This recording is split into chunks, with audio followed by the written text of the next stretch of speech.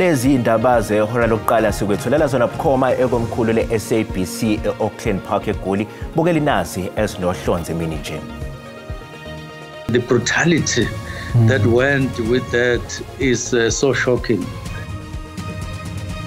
Bavele enkantolo namhlanje abasola ababili abasola ngokubandakanyeka isigamekweni sokubulawa kwabantu abayisithupha abasiza ukuqapha umphakathi endaweni eyimjondoli iMary Me eSoshanguve enyakatho yePitoli. And to be called an extortionist at this day and age, it also poses a risk on my life. Lo wabe yilungu lebhodi le-SAA uyakhe kwinani wenze izethulo esicelweni sakhe sebheyili ecaleni abhekene nalo lokufuna ukufumbathiswa nokucekela phansi impahla enkantolo yemantshi yaseMonti ngemva kokukhalelwa amasongo kaSigonyela eGoli ngesonto ledlule. There's 36 billion rands worth of budget cuts that can be made in 240 spending reviews that it has conducted since 2013. I-Action SA ithi sinqabile isiphakamiso esenziwe yi-ANC sokuthi iyeseke uma sekuvotelwa ukuphasisa isabelomali esethulwe uNgqongqoshe wezemali u-Enoch Godongwana emasontweni ambalwa adlule. Lokhu njengoba kuqhubeka ukuba nokungaboni ngasolinye kuhulumeni wobumbano mayelana nokwenyuswa kwentela yempahla ethengwayo.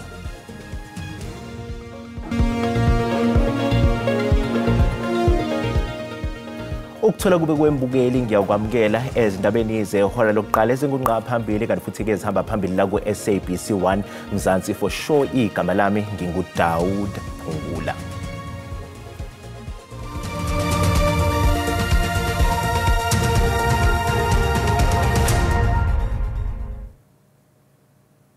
Bavele enkantolo namhlanje abasola ababili abasola ngokubandakanyeka esigamekweni sokubulawa kwabantu abayisithupha abasiza ukuqapha umphakathi endaweni eyimjondoli iMary Me eSoshanguve enyakatho yePitoli. Ungqongqoshe wamaphoyisa uSenzo Mchunu uchaze ngendlela ababulawe ngayo labantu abayisithupha abebeyingxenye yabaqaphe ubugebengu emjondoli iMary Me eSoshanguve. Stoned them, burnt them. It is you can see that when the story is told, I'm not saying that a criminal is a criminal, but the brutality that went with that is so shocking. Umchunu uthi khona abanye abantu okwakungafanele beba amaphoyisa uthi yibo laba abahlinzela umphakathi ezibini. There are people should I say, police in our midst who are not supposed to be police. Ungqongqoshe wamaphoyisa uqinisekise ukuthi bengeze amaphoyisa kule ndawo ngenhloso yokuzama ukulwisana naso lesi sihlava. Was to assure them that we've deployed more police and more vehicles, and also that we've started arresting, although we're all worried and equally worried about those who are still at large. But we're dealing with the matter. Njengoba abanye abayishiyagalombili bebese esibhedlela, abane babo baphumile kwasala abanye abane khona esibhedlela. Ndunankulu eGauteng uPanyaza Lesufi uzobamba imbizo khona eSoshanguve namhlanje. Silendo kuhle ngidi eindabeni ze-SABC. Siyaqhubeka isicelo sebheli salo wayilungu lebhodi lakwa-SAA uyakhe kwinani enkantolo yemantshi yaseMonti e-Eastern Cape. Ukwinani uthi uma inkantolo ingamnika ibheli angakwazi ukukhokha imali eyizinkulungwane ezimbili zamarandi. Owayeyilungu lebhodi le-SAA uyakhe kwinana ubalule izathu zokuthi kungani kufanele athole ibheyili. Utshele inkantolo ukuthi angeke aphazamise leli cala ngokusabisa ofakazi. If you then released ma'am out on bail, will you attempt to influence or intimidate the witnesses, conceal or destroy any evidence to be used by the state? I know you may not know the evidence to be used. I will not do that. Utshele inkantolo ukuthi njengoba engasebenzi umuntu ongakwazi ukumkhokhela imali yebheyili umyeni wakhe. You said you're unemployed. Yes. If bail can be said the court be inclined to grant bail in this matter, how much can you afford? 2,000 rand. Inkantolo ke imbuzo ukuthi uzizwa kanjani ngaleli cala athweswe lona. This whole matter has got an effect of damaging my good reputation, and to be called an extortionist at this day and age, it also poses a risk on my life where people would believe that I am an extortionist, and I may even be killed because of being labeled as an extortionist. Isicelo sebail siyaqhubeka.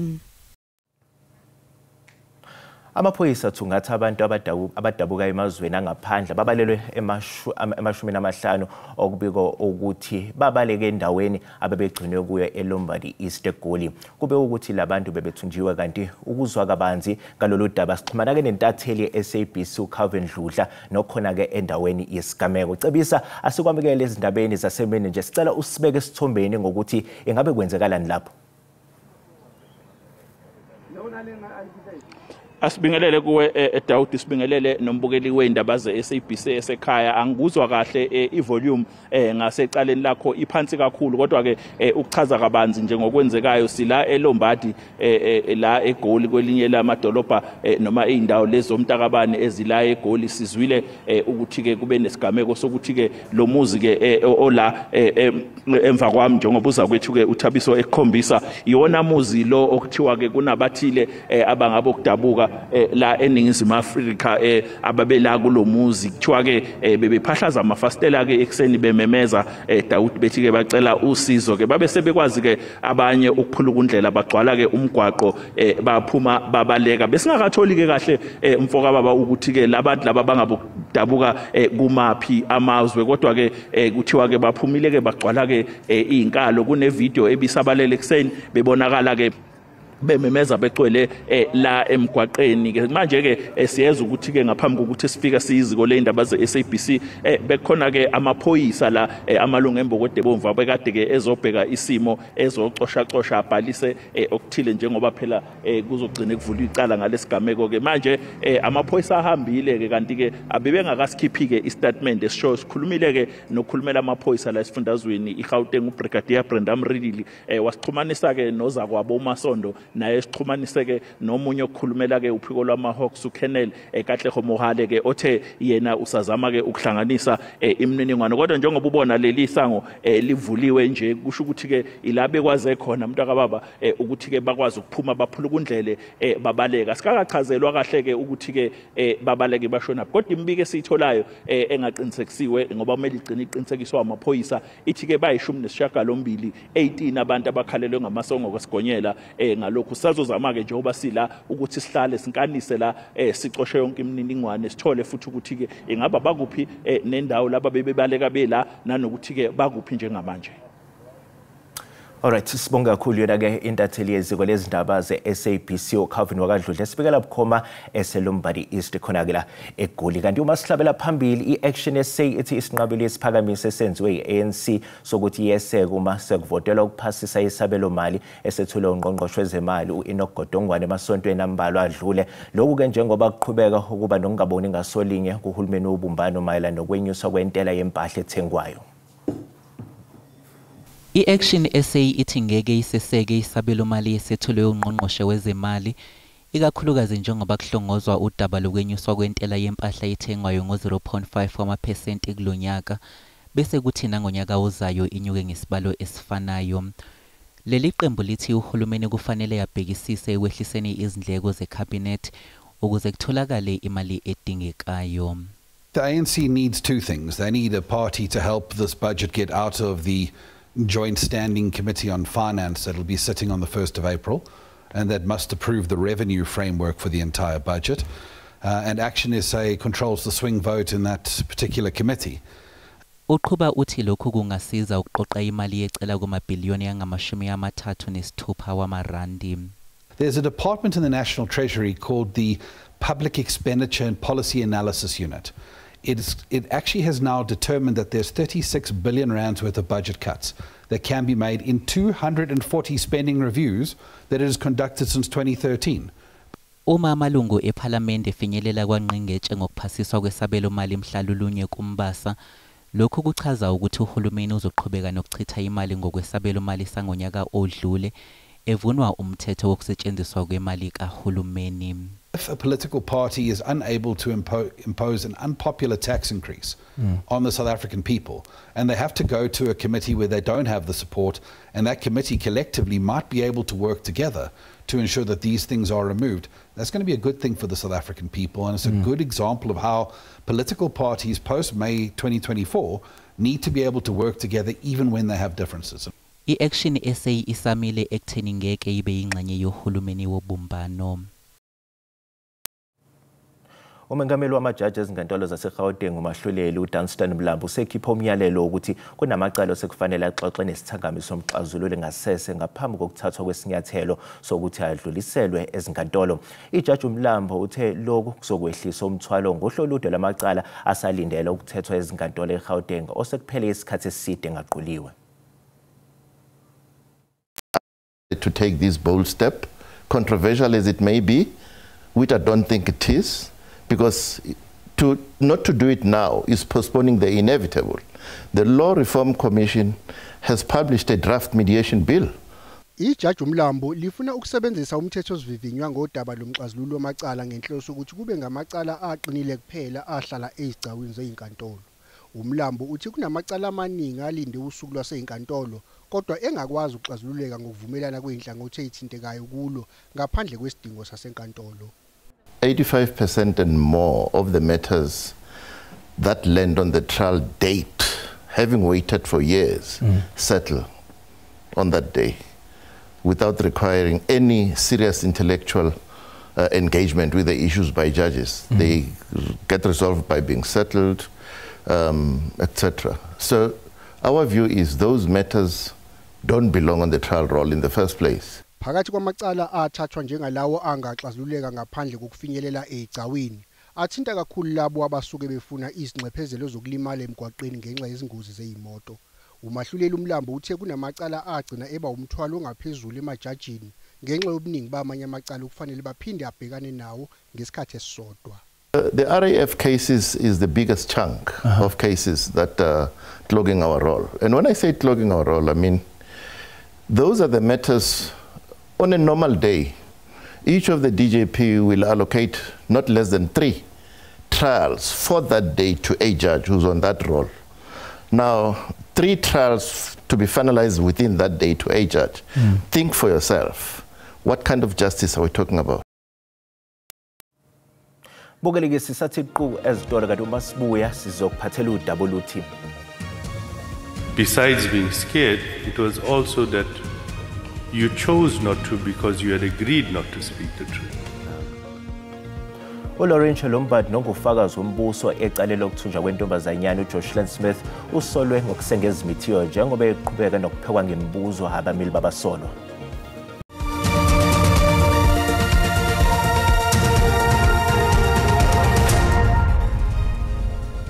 Sekubingelele sikwamukela uma ngabe usanda ngena odabeni oluphambili besibika ukuthi bavele enkantolo namhlanje abasola ababili abasola ngokubandakanyeka esigamekweni sokubulawa kwabantu abayisithupha abasiza ukuqapha umphakathi endaweni eyimjondolo iMarimi eSoshanguve enyakatho ePitoli. Bukele sikhumbuza ukuthi lezi ndaba ziyatholakala ku-YouTube naku-SABC Plus. Ngena kuzo uzicinge ngamagama athi SABC izindaba nakanjalo uzozithola ngomjalo bazo. Ummeli kaKelly Smith nongunina kaJocelyn Smith uthi umsolwa nosephinde ukufakazi wombuso uLaurentia Lombard uhlulekile ukutshela inkantolo iqiniso nobufakazi obuzoholela ekutheni kutholakala iqiniso kanye nomnyombo ngokunyamalala kwentombazanyana. Ummeli kaKelly Smith uthi uLombard unikeziwe ithuba ukuthi akhulume okuyiqiniso kepha yena ukhethe ukukhuluma okuphambene nalokhu akubhala estatementini esifungelwe. And on the previous occasions that we've just dealt with, besides being scared, it was also that you chose not to because you had agreed not to speak the truth. Before being asked to make your confession, You say there was an incident where you were taken away from the accommodation that was arranged for you. uLombard usamile kwelokuthi uKelly Smith wayithengisa intombazanyana kanti ummeli uphinde wabuza ngesigameko sokuboleka imali ekubene uSmith wayesevele emdayisile uJoshlin Smith njengokusho kukaLombard. But you agree with me that if she did have the 20,000 there was no need for her to borrow money from anyone. Maar sy het nie met die saamstem as sy hierdie 20.000 aangegaan het, was dat sou daar geen rede vir gewees het om geld te leen nie. Ek stem nie saam nie. I don't agree with you. Why? Kom nie? Want sy het dit gedoen. Was she did it. Ummeli kaSmith uphinde wafunda istatimende esifungelwe sikaSmith nesiphikisana nakho konke okushiwo uLombard. Leli icala liyaqhubeka. Umkhandlu idolobha iGoli uthi usazothatha isinqumo mayelana nokuguqula kwegama lomgwaqo Sandton Drive ukuze ubizwe ngeLeila Khalid nowayisishoshovu sasePalestina. Umengameli wezwe uCyril Ramaphosa ubecele ukuthi leli dolobha lime kancane ngalesi sinqumo njengoba kungenzeka sibhebhezela ukungezwani phakathi kwelakudleli neMelika. We have no reason to believe that the city will not heed our play in this regard. Ngesonto ledlule okhulumela ehhovisi likaMengameli uVincent Magwenya wakhuluma ngezinhlelo zokuqanjwa kabusha kumgwaqo uSandton Drive ubizwe ngegama lika oyisishoshovu sasePalestina uLeila Khalid. Namhlanje imeya yaseGoli uDada Morero utshele isangaba sabezindaba ukuthi azikaphothula izingxoxo mayelana nokuqanjwa kabusha kwalomgwaqo. Once again, there's no planned meeting with the presidency. All we are saying that there will be constant consultation on the matters related to Sandton Drive with national government, provincial government. But we want to re-emphasize the point that yes, in 2018, as and when the Democratic Alliance through Herman Mashaba, they were in government, a decision and a council resolution was taken to rename Leila Khalid. Imeya ithe kuyaqhubeka ukulungiswa kwenqalazinda yamanzi kepha ukugcizelele ukuthi akukho kwentuleka kwamanzi edolobheni laseGoli. On water infrastructure and service delivery, we know that we have had challenges with our water issue, but we are turning our water infrastructure, and Johannesburg Water continues to focus on improving city's water supply and management system. We can indicate that with the engagements with National Water Department, it has become clear that there's no shortage of water, except that the challenges that we have are infrastructure related. Umorero uthi lo mkhandlu dolobha uzoqinisa isandla kulabo abathola becekela phansi ingqalazinda yaleli dolobha. Ungqongqoshe wezempilo uDokotela Aaron Motsoaledi usegcizelela ubumqoka bokusebenza kwe-NHI kanye nokuzibophezela kwelakudleli eqinisekiseni ukuthi wonke umuntu ohlinzekwa ngosizo lwezempilo olusezingeni elifanele. Ubekhuluma emhlanganweni wamazwe ayingxenye ye-G20 okubhunga ngezempilo. Payments are effectively cannibalizing vital health budgets, leaving millions without access to essential health services. We must acknowledge that spending on health is not a cost, but an investment. I love repeating this again and again and again. Who believe that healthcare financing is an expensive business, I keep on reminding them that if you want to see economic decline, disinvest in health. Because a healthy population is a productive population. We need innovative financing mechanisms that prioritize health, even in the challenging economic times. Iphini likaNgqongqoshe wemfundo ephakeme uDokotela uMimi Gondo uhola umkhankaso wokuqwashisa ngamakolishi nezinye izikhungo zemfundo ephakeme zomgunyathi enkabeni yedolobha iTheku. Durban is the second highest in terms of student population concentration in the country, and we've noticed that there are a lot of students here, a lot of colleges that are operating here. This is the first one that we've visited today, and I'm happy to say that they are registered and the courses that they're, programs that they're offering are accredited. We've seen the certificates, they've been displayed in the office, and we've met the principal, talked to the principal. And as you said, this is a very comprehensive awareness campaign. We've got the Department of Labor here. We've got the Department of Home Affairs here, and SAPS is expected to join us later. And then we've got the City of eThekwini. They've got their compliance, safety, health and compliance unit here as well to check whether the building is compliant, because we don't only want our students to receive quality teaching and learning, but to receive that learning in premises and in structures that are compliant when it comes to health and safety requirements. Bukela umhlahlo wesimo sezulu yalandela emva kwekhefu.